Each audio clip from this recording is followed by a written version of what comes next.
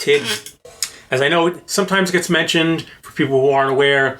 Usually we'll film, an episode or so, and then we hang out. Mm-hmm. Order some food, play some board games. Exactly. Some people have requested, they want to see board game nights, and respectfully, that's not something we're ever likely to do because it's a private time. It's just our time to just hang out. And it just would be it would be tedious to edit. And it probably wouldn't be very exciting. That's true. Anyway, that's all a big preamble to. Here's what I'm going to throw something at you. We've been playing a wide variety of games recently, and we're going to throw them at you for impressions. Me? Yeah, that's right. These will not be. We won't consider these reviews. These are quick impressions. Quick impressions with Tig. Of 1, 2, 3, 4, 5, 6, 7. Oh my God! 8, he prepared 10, this before 10. I came over. I was unaware of this. 10 board games with Tig. 10 board games with Tig. So we're gonna get your quick impressions. Or I want your honest assessment and thoughts on these games. These are things I've never seen. No. These games that we've been playing. Oh, okay. These games that we've been playing, and with like a quick rating or okay. Oh yeah, that sounds like fun. So all right, so we'll start off over here. We'll start off here with The Valley of the Dead King. This is a cooperative sandbox adventure game that we have talked about in a previous video. I think on the video on solo board games. We've been playing it cooperatively. This was crowdfunded when it initially came out, though it is available at retail now, and I believe this game is still in print. So wait, real quick. 1 to 10 or 1 to 5? What it's up to you. Okay, we'll go 1 to 10. 1 to 10, okay. A little more play. So scale on 1 to 10. So Tig, Valley of the Dead King. We played this a few times with Transformers Chris. What are your impressions? Tell us what your thoughts are in this game and what your rating is on Valley of the Dead King. It was probably that has been so far probably the most complicated game I've ever played. Mm-hmm. I liked it a lot. Adventuring through this like crazy world and fighting these monsters and stuff. I hope we get around to being able to play a bit more. I would give it I'd give it like an 8. 8 out of 10. 8 out of 10. Good score. Because there were some little things that I think that wouldn't make it a 10. Understandable. But the game is made to constantly make it more complicated. Yeah, they get increasingly complicated as the series goes on. Right, so the game is purposely made that way. Yeah. Now, we refer to it as a series, but the games are, you don't have to play them as a series. They're all standalone games that just share some rules in common and so on. So with that, then I would say an 8. So we're going. I think that's an 8. That was a fun game. I really liked it. 8 out of 10. Well, then we'll follow that up with Jesus! The Forest of Adramon. This is Volume 2 of the Hexplored series. This is the follow-up to The Valley of the Dead King. Same sort of thing applies. It's a sort of an open-world sandbox cooperative adventure game that I also play solo. It plays fantastically solo. This, of course, is a more complex version of the rules in The Valley of the Dead King. And again, if you look at our discussion on solo board games, we talked about them a little more extensively. So Forest of Adramon. That one was a little more complicated. The second one, that one is the one where was she moving? No, she was in the one spot. Right. All right. The first one was he was moving. That one she's in like a castle thing. Yeah, she's like in her fortress. I forget what they refer to it as. We had to stay away from going because you could go into it. Yeah, and she's like she's slowly wiping the minds of people throughout the forest. Oh yeah, so you have to keep your skills. You have to keep boosting your skills higher than what like her. The power of her mind wipe, because if her mind wipe power gets above what your skills are, she can. Yeah, you end up getting taken over. I give that a 7. A 7. A 7. I did enjoy that too. Yeah, I definitely enjoyed them both. It's tough. I like the relative simplicity of Valley of the Dead King, but I like the setting in the Forest of Adramon a little more. I like the forest theme. Yeah. The monsters are a little more interesting. There's in the cards, the quest cards that you like. I like the idea that you're searching for artifacts. With the special weapons. Yeah, so you get the fragments, and then you go to a battle site and you reforge the special weapons. That was cool. I did like that part of it. I like that aspect of that too. Yeah. I like that stuff. Though it is a more difficult game to manage because there's just more stuff to deal with. I remember the second game, and that's probably why I would give it one lower than the first one, was because I remember you basically with your head down, like managing the game for us the whole game. Yeah. Like, it was insane. Like, you haven't, and then we worked, and then, okay, we got this, and then you bring it over, and I was like, holy shit, like, this is really hard to keep everything in order. I do remember that. At times, it almost felt like I was DMing, even though I was, like, we were playing cooperatively. That's in part because I wanted to keep everything moving. Usually when you play games, right? Like, I want to keep everything moving. Yeah. And I figure, all right, like, I'll either like teach that rule or they'll pick up on these things as we go along. Like when it's necessary to learn that stuff. Right. Sometimes you'll sit down with somebody who's going to teach you like a new game or something like that. And they just basically like info dump all the rules on you at once. And I'm like, that doesn't work. No, I'm more of a fan of how you usually show me to play, is where it's like basic rules, let's play around. And I'll tell you, like, as we're going. Yeah, like as it comes up. Yeah, we play like a practice game almost. Yeah, definitely. So, let me get this out of my way. So then with that in mind, we'll go with, I'll leave that one down here for now. We'll go with the one that I started on this game system with, and that will be Battlelore, the first edition of Battlelore, which is, this one is no longer in print, so if you're interested in this, you're going to have to get it on the secondary market, eBay and so on. We do actually have a video from years back, a buyer's guide to everything in the first edition of Battlelore. This is a fantasy skirmish game where each side has an army, and you get on these battlefields, and your dwarves and knights and goblins all clashing on the battlefields and so on. And I feel like we had some really good nights playing this one. That's like a 9 for me. Yeah. Because it just, like you said, it was the introduction into the Command and Colors. Is that what it's called? Yep. That is a great game. When you look at the big giant setups that people have of like Warhammer and all these other big miniature games, right? It's not that. It's not that kind of scale, but it kind of gives you that on a small scale. You're still moving guys around on a map, which is cool. Right. And they have like various abilities, which is fun. The spells, like the spell, which is great. Having that aspect of it, because that made big differences in a lot of our games. Yeah, that was a lot of fun. There was like, especially once you figure out how to use them properly and stuff. Yeah.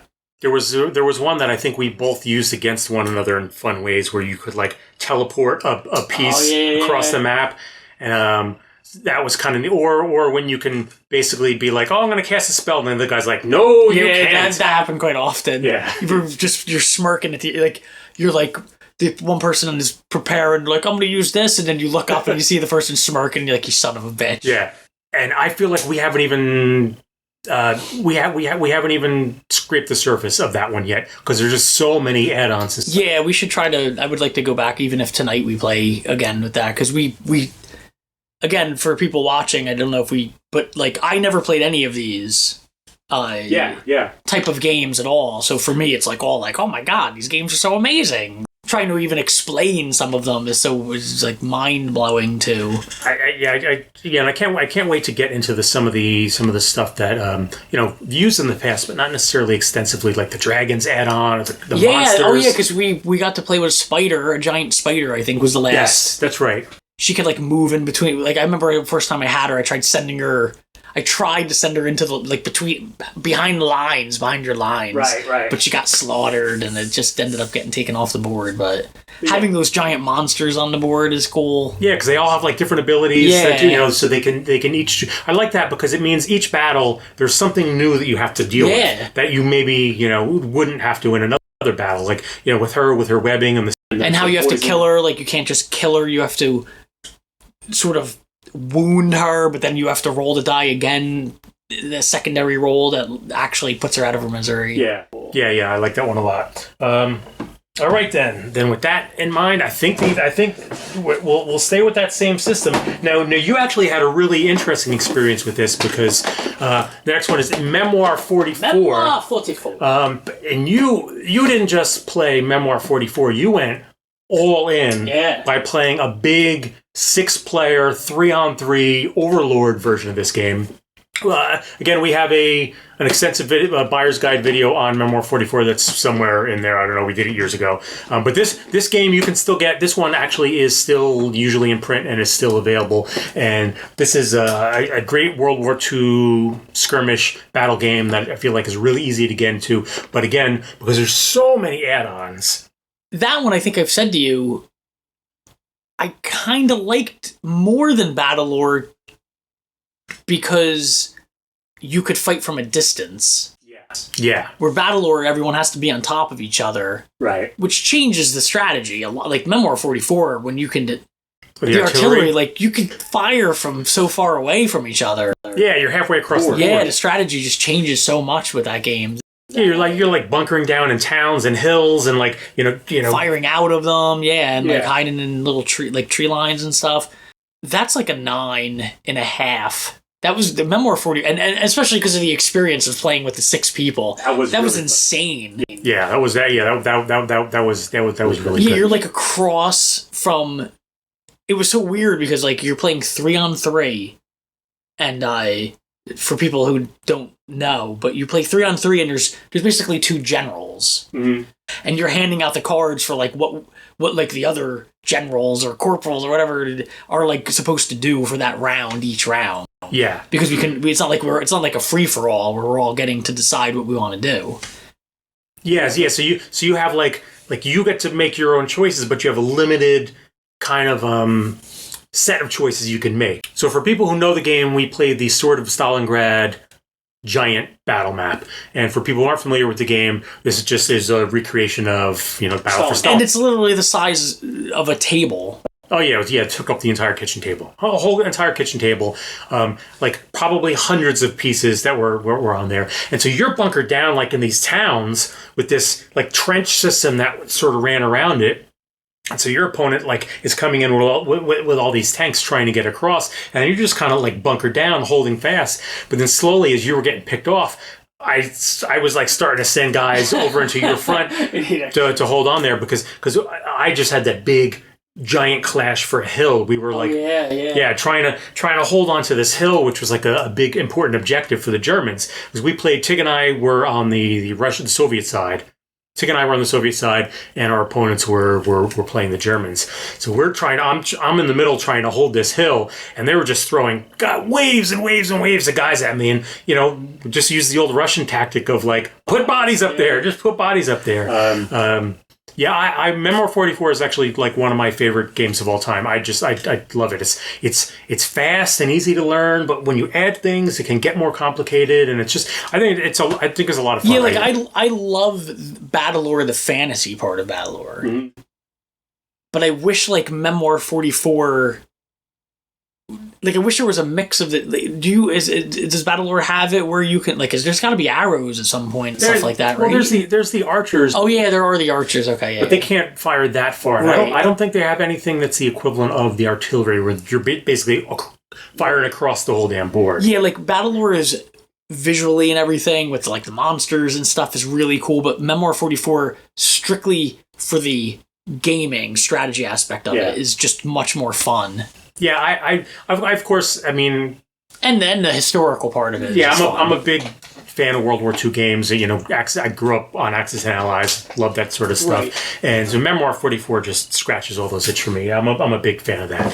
So we did one more in the Command and Color series. We did a Red Alert Space Fleet Warfare. This is I think we have a video on this one as well as a pandemic one, so maybe the production quality wasn't quite as good. This is basically the same or similar rule system as those last 2 games, but this is Outer Space fleets combat. It's basically like naval combat, but in outer space. So you have your destroyers and your battleships and little fighters, your little space fighters, and you're flying around planets and asteroid fields and stuff like that. And the map again is the size of basically the table. The map is enormous on this one. Oh my, just huge. It actually hangs off the table. Yeah, this one's like the size of the kitchen table, and we played this one quite a few nights. So what?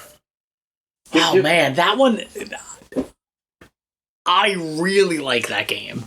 Just because I love that one of the reasons is because the map is so huge. The map is cool as shit. It's sci-fi. Yeah. You feel like you're some general in a back war room, moving the pieces around and stuff. Oh, I just love looking at it, like the setup and seeing the ships all especially when a conflict is starting to happen and ships are converging around this asteroid field or around a planet or something, and it's same sort of thing. I'll look at it and it makes me, you can almost sort of picture yourself on the deck of a space, like a Star Destroyer or something, and looking at the map and oh, send our forces around, put them in orbit around the planet. Oh man, that game, I'm giving that a 9. The one thing I really like about it, you know how you have that the flagship? The flagship that if you take it you get tons of points. Mm-hmm. But it's not like chess where it's just some thing you hide. When we played so many times, it's fuck it, I'm sending the flagship. Yeah. And just start annihilating people with it, even though it feels risky, but it's not really risky because it's hard to take down. It's a powerful ship. Yeah, so it's sort of... Yeah, if it gets taken out, you're kind of probably screwed. Right. But if you get in there and you get some decent rolls, you could... Yeah, because you got all these fighters that go out around. You have fighters that can go and fight for you. But you also have fighters protecting it, so if it's being attacked, at least you have all these fighters around it. That part of it is really cool.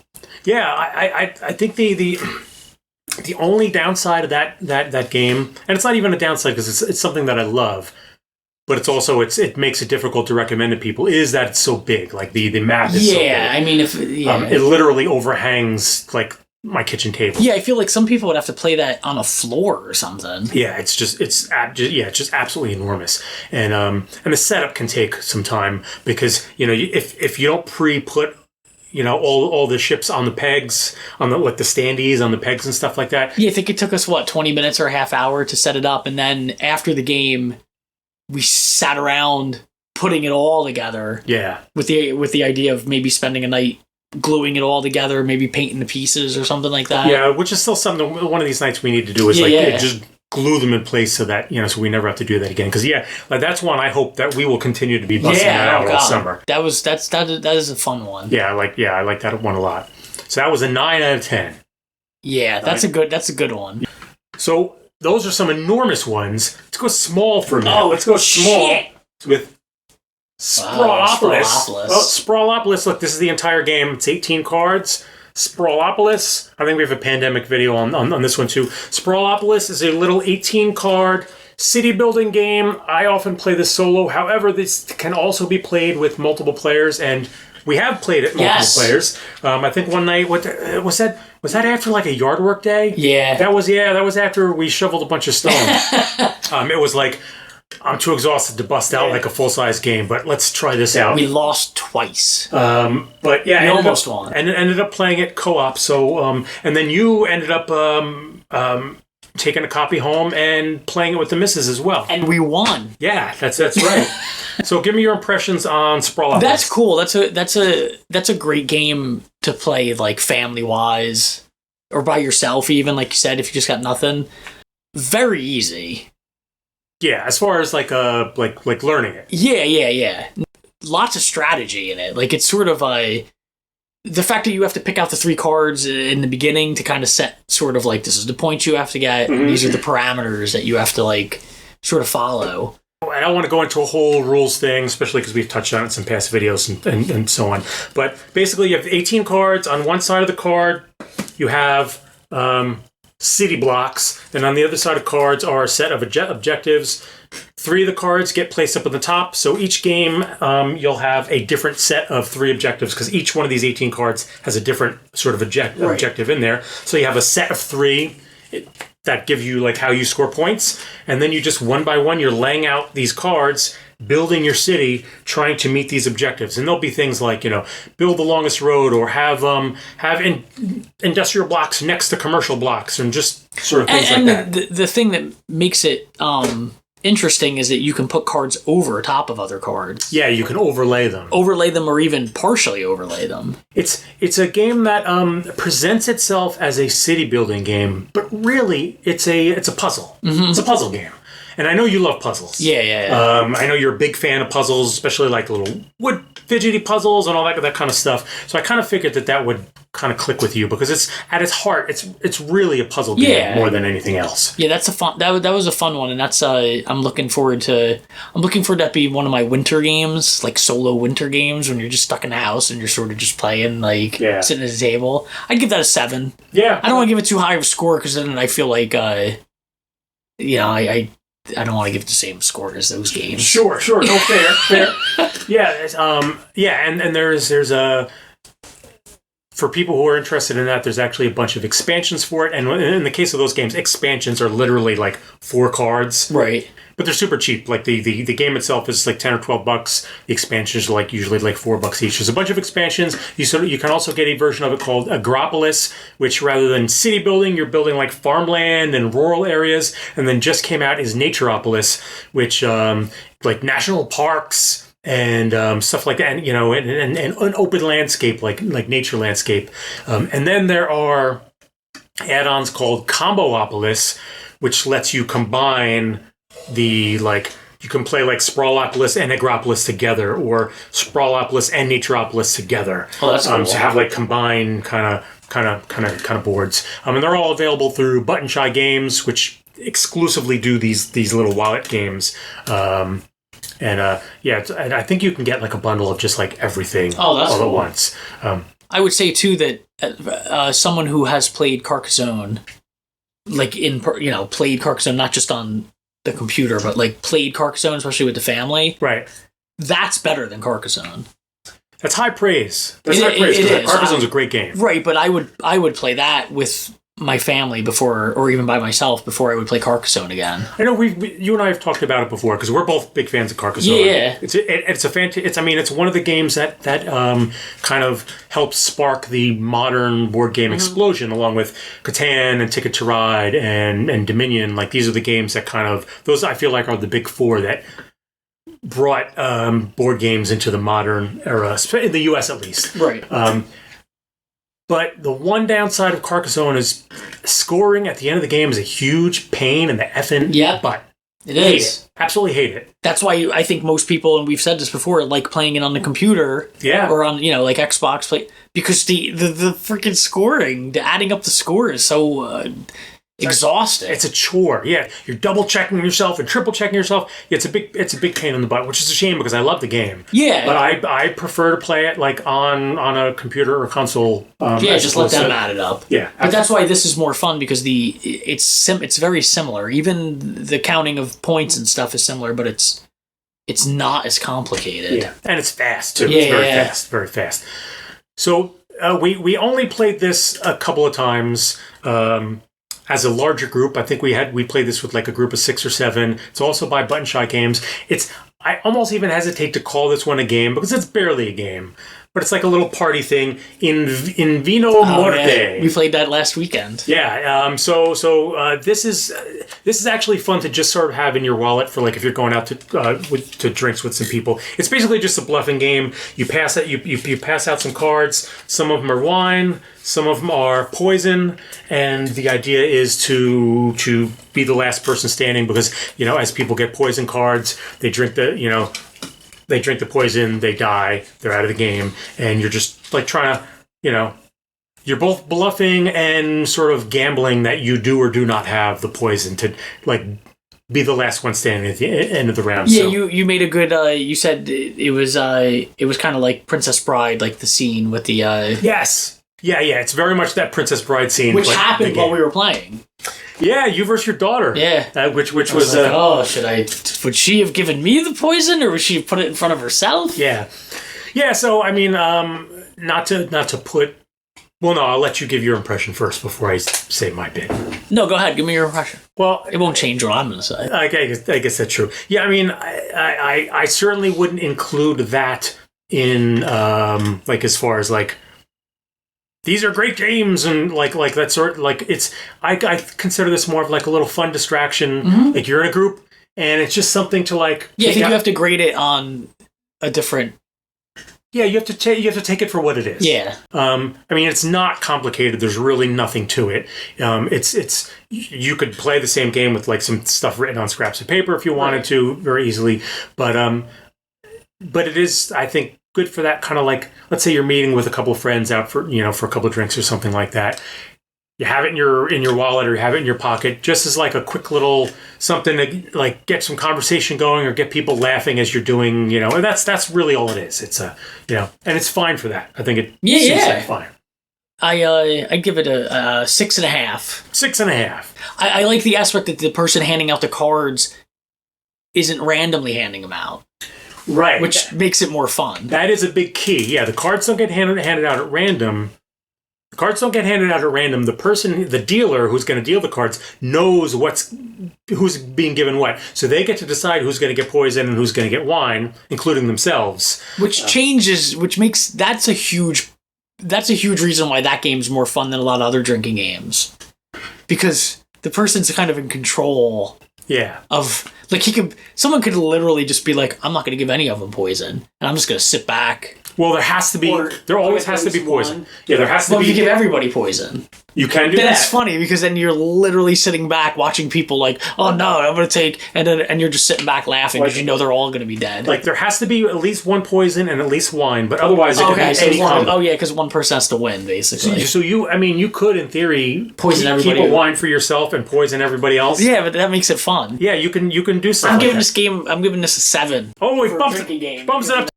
7 because that changes the and multiple people get to be the dealer in a round. Yeah, the dealer gets passed around. Yeah, and what like referring to it as a drinking game, I do think it's important to clarify. It's not one of these games where like you drink. It's like it's a game to play while leisurely drinking. Yeah, sitting around basically. You don't even have to. You could be playing with family. Just actually, the next few we kind of discovered together. This next one in particular, though. I wouldn't know it if it wasn't for you, so I have to thank you for that. Oh, you're welcome. Ploy. Oh, yes, I convinced you about these. Ploy. This is a strategy game put out in 1970 by 3M, the tape people. Yeah, of all people. 3M apparently were the inventors of the bookshelf game, the bookcase style game, and they had dozens of these things. We were at a retro toy convention toy fair, and this guy had a few of these sitting out. And I was like, well, I'm not really sure. And you were like, just F it, get him. Yeah, it was like the end of the day. We walked by them and we both were like, look at these fuckers. Yeah, I just want to because the boxes are so great. Yeah, the design and everything. I love them. They're pretty. Yeah.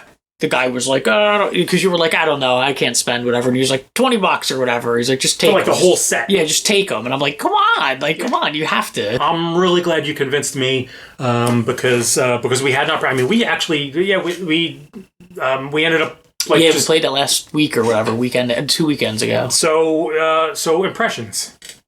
I'm giving that game a 9. Wow. For just the design, the way it fits into the box. Yeah. Like just the design of the way the game plays, but also the design of the game. It's super elegant. Brilliant. Yeah, it's brilliant. Yeah, like I almost feel like engineers. Yeah, and I guess that's why, because 3M made it, right? Who knows? Yeah. It's the way, it's just super well put together in that way. So to explain what Ploy is kind of a it's kind of a modern twist on chess. I'd say. Definitely. Yeah. I felt like I felt like very chess-like when we were playing it. And you have a grid. You have a grid, kind of like a chessboard grid, and pieces can, again, move in like the 8 directions in the similar way that chess pieces can. But each one of the pieces have these marks on them, either 1, 2, or 3 marks that dictate the direction that it can move in. So you can either move straight or side to side or diagonally, that kind of thing. Again, very familiar from chess. However, you can turn these pieces. Rather than move one, you can instead rotate it to change the way it the way it moves. So the way you had likened it to, you were like, you can basically turn a rook into a bishop, or you know, that kind of thing. You're basically changing it. I feel like when they made that, someone was like, was playing chess and was like, I wish my rook was a bishop right now. Yeah. And they were like, well, you could. But it costs you a turn to turn it into that. Yeah. It's like you get you have to spend a move in order to change into that thing, basically. Yeah. The pieces are very simple, so they're not all fancy like good chess pieces are and stuff like that. Very simple. They're more akin to Go pieces for people who are familiar with the ancient Chinese game Go. They're just little discs that they just happen to have marks on them, and that's it. Like I like the stripped down simplicity of it and the elegance of the rules. Yeah. Really simple to play to learn. And we figured out too that at first they were like, these may only can move 1, these can only move 2, these can only move 3. We were like, well, how do you? And then we realized the marks also act as a way to tell you how far each piece can move. So the one that has only 1 direction is 1, and the one that has 2 is 2, only can move 2. The design was so good. I kind of feel like the two of us sat down and we learned that game together in like 5 minutes. Yeah. And then to discover that not only did we learn it that fast, but there was like a good depth of strategy in that game. As we're playing it, I'm realizing like, oh man, we have to approach this like chess. Like we need to be thinking many, many moves ahead. Yeah. And we were both putting one another in situations where it's like, okay, do I sacrifice this? But then he's going to get that, but this will set me up in order to do this. And like you're starting to do that. You know, those chain the chain of thoughts in your head. Yeah. I really enjoyed that one a lot. Yeah, that's a great game. We have to play. I would definitely play that again. It's still downstairs because though I did put one of the other ones on the kitchen table for later. Yeah, I was gonna say I'm tempted to try the other 3 to see if it holds up to Ploy. Yeah. I that was a real surprise though. I really liked that one. I'm kind of surprised that that kind of feels like a game that would have been became popular, it's the alternate to chess. It's sort of this, but I don't know how available it is these days. I think those old 3M games, and they got bought out by Avalon Hill at some point in the 70s, and Avalon Hill started putting a lot of those games out. I think they're not all that difficult to find for good prices. So that is probably out there for very reasonable prices. And I give them a hearty thumbs up. That one in particular, like anyone who enjoys chess-like things but just wants something slightly different, I think that's a great recommendation. Yeah, it is. It's a great game. Yeah. All right, so the next one, I guess this is like an old British pub game or something like that. We ended up playing this a billion times. This is a great one. Shut the box. Shut the box. Shut the box. I would guess that of all the ones that we're talking about, this is probably the one that maybe the most people are familiar with. I think because I think this is fairly well known. There's a lot of different sets of this that are out there and all that. But okay, so shut the box. You just have this this bit in the middle. You have a set of 10 numbers, 1 through 10. That are these tiles. You have two dice, 2 6-sided die. You roll the die, and you flip down tiles that add up to whatever you have rolled. Yeah, so if you roll an 8, you can knock down a 7 and a 1. And you flip down those tiles, and the goal is to have the lowest score. So you want to flip down the most tiles. If you could clear the board, you automatically win. But otherwise, you just want to get the lowest score. You want to have the fewest number of tiles left. Before you can't, knock any more down. Yeah. So one guy goes, and you roll until you can't go anymore. Then the next person goes, and that's the game. That's the whole game. And apparently, I guess it's played in English pubs and stuff like that, which makes sense because it's very much a game that you can play drunk as hell. And the first time we played, we were like, okay. But then we started to realize the strategy where we were like, oh, we should get the 9s and the 10s and the 8s. We need to get those out of here first. Yeah. Because at first we didn't realize, not that you didn't realize it, we just were learning the game in the beginning. Yeah. But the game changer for me with that game was when you showed me that it came with those cards. Oh, yes, that's right. Because I was like, oh shit, because that put a little bit of stress on you, because without that, you're playing and it's fun, but it's like, okay, you won, but it's like, oh, I get this, because if you're in a pub and you lose and you got to stand up and dance like a chicken in front of everybody, or you got to talk like a robot or whatever. So I don't know enough about the history of this game to say for sure, but the version that I got here from Life Champ also comes with a deck of dare cards. And so the loser has to draw from the deck of dare cards and do a dare, and it's all very light, silly stuff. It's not crazy. Yeah, it's not anything that like is super crazy, but it's like you're saying, like do a chicken dance or take a picture of yourself doing a crazy face. The funniest one was you have to talk.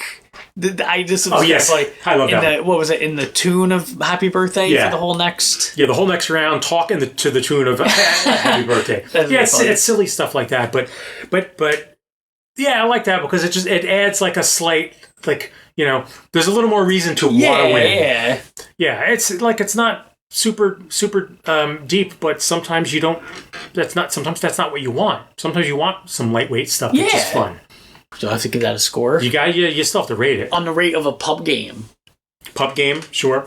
Give it a 9. A 9.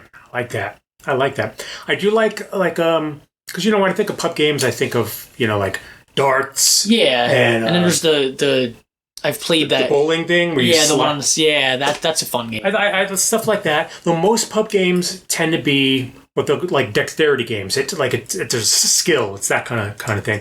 I like that this is just something you could just sit around at the table and do. Yeah. You got some pints around you, and you don't have to be like up and about and doing something. Right. You could just do that at the table, which I like that. It's very compact. It's its own thing. You don't have to set it up. You just plop it down. Yeah. And there's a million and one. Like I said, if you look on Amazon or wherever, there's like tons of people put this out. Yeah, and that was a 4-player one, but we looked online. There's a 6-player one. There's like the hexagon. Yeah, that's cool. Yeah. And you never know. Maybe one of these days I'll upgrade to a the big one. We played that last weekend too, and everybody loved it. Yeah, that's true. Yeah. We had a good time with that one. So our 10th and final game. And this is one that we are continuing to go through. In fact, we have to continue to go through it because this is My City. My City. This is a legacy game. So if people who aren't familiar with what legacy games are, this is a game where we are actively sort of ruining it as we play. We each have our own board that we're playing on, and depending on the results of games, we're putting stickers on the board or on the pieces and stuff like that are changing the way the game plays. And as we're playing through it, we're opening up these secret envelopes that reveal new rules and new pieces and new ways to score and stuff like that, so that every time we play around, it's different than before. So I think we're six games into the 24 games in all that are in this. The 3rd envelope to open tonight. Yeah, tonight we'll be opening the 3rd out of 8 envelopes. You play 24 games in order to complete kind of the legacy campaign. However, there's also in this box they call it the eternal game. In other words, you can keep playing it even after you're done, because on the flip side of the board, there's like a set board that you can just keep playing. This game is, what would you say? It's kind of like Tetris city building. You start if you have a blank map, just this blank landscape. You have this array of building pieces that are next to you, and various configurations that are basically like the shape of Tetris pieces or similar, and a deck of cards that get shuffled. And as you go through, the cards all correspond to the buildings, and you're just very quickly you're flipping the building pieces over, and that's the building that you have to place, and you just have to quickly place it. Next card gets flipped, and you're trying to get all your buildings in a place in the most efficient way possible to not leave certain spaces revealed, because you'll lose points. You want them configured in certain ways in order to score points, and I can't reveal too much because the rules evolve as you play through the game. But yeah, there's all these scoring things that you have to keep in mind, all while trying to very quickly figure out, like, oh shit, where am I going to put this piece? Where am I going to put this piece? And even now, we're only 1/4 of the way through the entire thing. But you and I each have very different maps that we're playing on now. And some of our pieces have different rules. They score differently because of the way... the win-loss. If someone wins, there's sort of a penalty. Yeah. And if someone loses, there's like to keep everything as even as possible. Yeah. The game's kind of made so that as you go through, like, everyone is kind of always going to be roughly like, no one can run away with it. Right. It's made with that in mind. So great. So impressions. I'm loving that. It's unique. It's like so weird. I'm giving that a 9.5 right now. Fair. Because I feel like it's going to be amazing, like keep going along. I'm with you. I'm absolutely loving it. And it also felt like sacrilege to. Yeah. Because you're like writing, like you gave me my board, and it's not a piece of paper. Yeah, no, it's a board. Yeah, it's a board game board. Yeah, like a board game board. And then you're like got a pen, and you're like, oh, you have to put your name on. I'm like, this doesn't seem right. Like, yeah, you're writing your town name and like you put stickers on there, and it's like, wow, this doesn't seem right. But then once you get into it, you're like, oh, okay, this is cool because this is my board. Yeah, it feels odd doing it. Yeah. And I know there's a lot of people who'd even balk at the idea, like, wait a minute, I'm going to buy this board game, and literally there's like 24 plays in it, and I'm going to wreck up this board, and then like, now again, you can flip over the board and keep playing. But yeah. And I kind of balked at that as well, but I'm loving the experience. Yeah, it ends up working out to every time you play like $1 something. So like price wise, it's not like you're spending $200 on it and you're throwing it in the garbage. One thing that is nice about this, as opposed to a lot of other legacy games can sometimes be fairly costly. This game was only $40. Yeah, I mean, like to get that much enjoyment out of it. Yeah, I can't complain. Only $40. Not only is it only $40, but what's neat is that if you can play up to 4 players, but since we're playing it as 2 players, you can play through it as 2 players, and if you want to go through that whole sort of campaign again, you can. Right.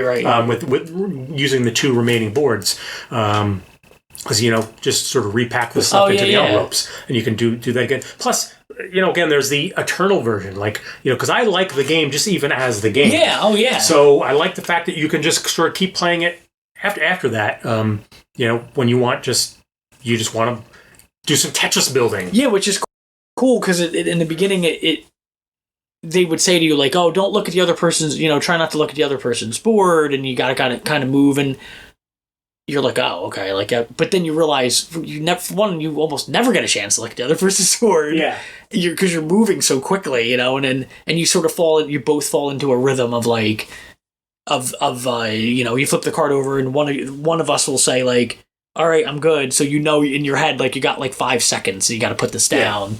So it just falls into that, which I'm assuming anyone that plays, it probably falls in that same groove of like how you're playing. So once you get that, it's like, oh, I would do this over even after we finish it. Like you said, I would play the Eternal one because just that system of playing is fun. Yeah, that flow, when you get in that flow, that rhythm, it's really, that's really enjoyable. And again, one of those games that way easier to count points than Carcassonne. Yes, because it does that. It has a similar point counting system, where you're kind of like any land exposed. It's like the opposite, but the land exposed is negative points instead of positive. Yeah. But yeah, you're counting that. Yeah, but way easier and way faster. Yeah, at least so far. Right. But yeah, no, I like the cadence of it. I like the rhythm of it. Oh, and that's the other thing. I like that. Of course, it's like fitting together a puzzle, and I like those kind of spatial puzzles where you're trying to figure out how to get pieces into place. But because you have to do it relatively fast, you don't have forever to think. No, you got to do it relatively fast. You get those really fun, maddening moments where you put the piece down and you go, and then you're moving on to the next piece, and you realize, oh crap, like I should have done this, or I should have, Which we figured out the strategy of it's worth sometimes taking the point and putting it aside. Yeah, because you can pass. Right. Which, when we read the rules originally, and it said you could pass, we were both like, why would you do that? And then we realized as we got into the game that we're like, oh yeah, we're passing almost every game now. Yeah, and in fact, there comes a few games into it where it introduces something new where you kind of have to pass. Yeah, you have to. Yeah. Like that bit that gets introduced is tough. Yeah, it changes everything. That's why I'm excited about the future of the I'm looking forward to Envelope 3 to see what... Well then, since we're talking about Envelope 3, then why don't say we... give us your score. Did you already? Yeah, 9.5. 9.5. All right. So then let's wrap this up and get some grub and play some games. Yes. Yes, let's do that. Let's do it. That's it. That's 10 board games with Tig. Bye.